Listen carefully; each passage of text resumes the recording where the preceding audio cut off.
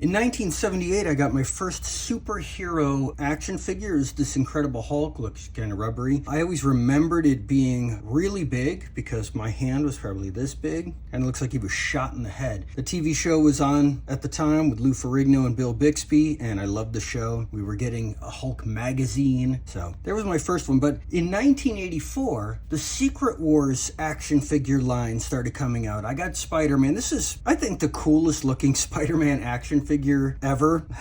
I don't know. I was 10 years old and I didn't know what Secret Wars was. Didn't see the comic at the time, but by the time Secret Wars 2 was coming out, I was getting everything, and I went back and got Secret Wars. But the Secret Wars 2, the main character, the Beyonder, actually takes human form, and he's kind of the star of all of the comics, and he quickly became my favorite character of the story and one of my favorite characters in comics. And I always thought, they should make a Secret Wars action figure of the Beyonder. Well, they finally did. He's the new big size that they make toys. But look, all the old Secret Wars action figures came out with these shields with these lenticular pictures inside. See how they changed? Isn't that pretty cool? The bad guys had the square silver shields. The good guys had the round red shields. The only shield that made sense was the one that came with Captain America because it was round and red, and one of the cardboard inserts you could put in was the actual shield design. I was gonna leave this in the packaging because it's such a nice display, but why? I'm gonna open it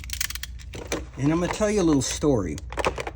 See, when these Secret Wars toys started coming out in 1984, and I got Spider-Man and Iron Man, and my brother got Magneto and Dr. Octopus. Is that right? He just got bad guys and I got good guys? Weird.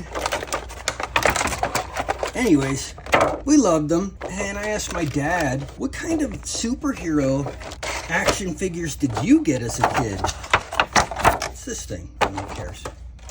And he said they didn't make superhero action figures when he was a kid, growing up in the 50s. He said, no, we made ours. Me and my two brothers, we got our army men, and we sculpted and carved them up with X-Acto knives.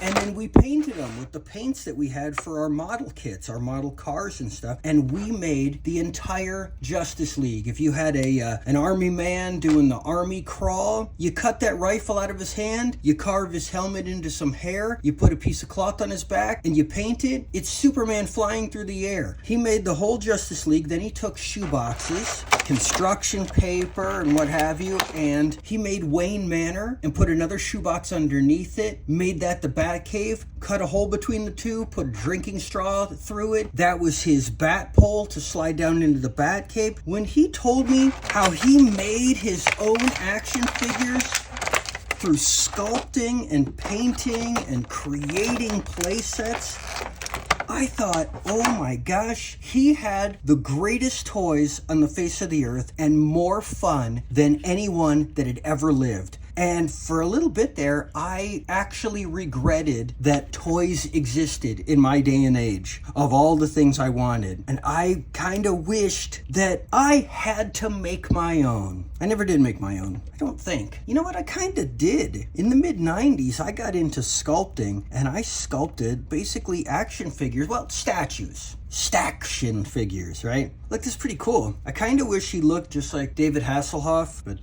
he looks just like how he did in the comic. This is pretty neat, right? So I guess this piece here is supposed to be Battle World, which is what he assembles. So you could imagine him being, millions of miles tall. I don't know if that's accurate. And floating in space. And then he's creating Battle World out of pieces, parts through the universe. And then he brings all the superheroes and supervillains there to battle against each other in Secret Wars. But of course he didn't look like this until Secret Wars 2. Look, you got spare hands. Let's put the other hands on. See, they bend. Whee, whee. Good thing I didn't break it. All right, put the other one on. Give him some kind of a maniacal look. Creating Battle World.